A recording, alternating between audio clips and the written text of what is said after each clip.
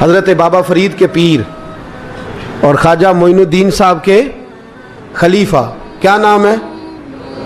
خواجہ قطب الدین۔ مکتب میں پڑھنے گئے نا پہلے دن، 4 سال کی عمر تھی، تو قاری صاحب نے الف با تا سا پڑھایا تو انہوں نے 15 سپارے قرآن پاک کے سنا دیے۔ تو کہنے لگے بیٹا تجھے کیسے آئے؟ کہنے لگے میری اماں 15 سپاروں کی حافظ ہے، وہ سارا دن قرآن پڑھتی رہتی تھی، مجھے سن سن کے یاد ہو گیا ہے۔ جب بالا نو گالاں یاد ہو سکدیاں نے تو قرآن پاک بھی یاد، اللہ خیر کرے۔ شرط یہ ہے کہ ہم گھر میں قرآن پڑھیں، بچوں کو سن سن کے بھی یاد ہو ہی جاتا ہے۔ خواجہ قطب الدین اتنا عروج پایا اس شیخ کامل نے کہ وقت کا بادشاہ بھی مرید ہو گیا۔ سلطان شمس الدین التمش مرید تھا، دلی کا بادشاہ بھی مرید تھا، اجمیر کا بادشاہ خواجہ معین الدین صاحب کا مرید نہیں ہوا،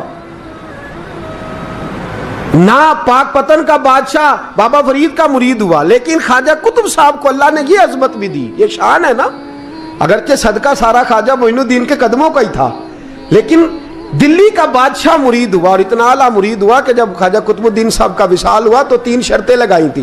فرمایا میرا جنازہ وہ پڑھائے، جب سے توبہ کیا پھر اس کا سینے بد حرام کے لیے نہ کھلا ہو، اور جب سے توبہ کیا پھر لقمہ حرام اس کے گلے سے نہ گزرا ہو، اور جب سے توبہ کیا پھر کبھی نماز تہجد بھی قضا۔ بڑے بڑے صوفی میری طرح کے گردن جھکا کے کھڑے ہو گئے۔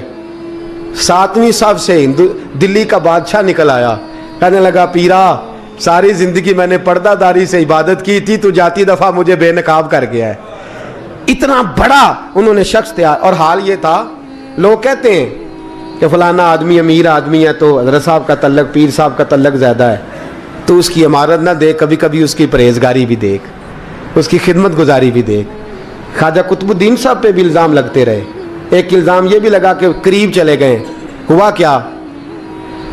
جب بادشاہ مرید ہوا تو کہنے لگا حضرت جی میں نے بادشاہی نہیں کرنی، میں نے اب خانقاہ میں رہنا ہے۔ تو فرمایا بیٹا تو چھوڑ دے گا تو کوئی ظالم بیٹھ جائے گا، تو حضور پھر کیا حکم ہے؟ فرمانے لگے تو نے کرنی ہے۔ تو کہا حضور آپ وہ کہاں ہوتے ہیں، میں کہاں ہوتا ہوں، دل ہی نہیں لگتا۔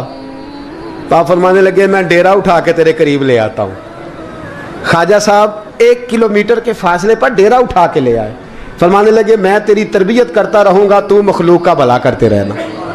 صلی اللہ علیہ، تو حضور کی امت کا اللہ اکبر، وہ قریب۔ اس وقت بھی لوگوں نے بڑی باتیں کی کہ دیکھو جی بادشاہ تھا نا تو پیر صاحب ہی نیڑے آ گئے، لوگ دیکھتے نہیں کہ اصل بات کیا ہے۔ خیر وقت گزر گیا، بادشاہی مرید ہو گیا، تو پھر دلی سارے میں اسلام، اتنا عدل انصاف، ہندوؤں کو بات پسند نہ آئی، انہوں نے کچھ مسلمان خرید لیے۔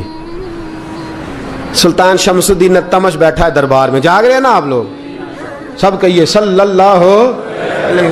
بڑی غور سے سننے والی بات،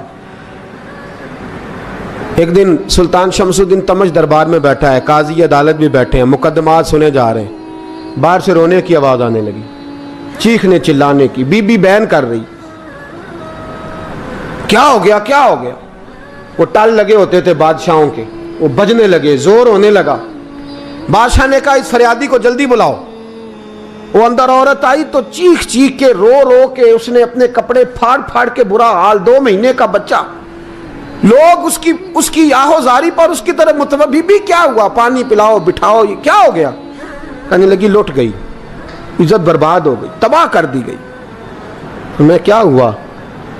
کہنے لگی بادشاہ ایک شخص میرا غیر شرعی خامند بنا، پھر مجھے حمل ہوا، پھر میری گود میں یہ بچہ ہے 2 مہینے کا، اب گئی ہوں تو وہ کہتا ہے کہ میرا تو تیرے سے تعلق ہی کوئی نہیں۔ بادشاہ کہنے لگے یہ سلطان شمس الدین تمش کی جگہ ہے، اور میں نے رسول اللہ صلی اللہ علیہ وسلم کے دین کے مطابق حکومت استوار کی ہے، کون ہے جو تیرے ساتھ؟ ابھی گردن نہ کاٹ دوں گا، بات کر کون ہے؟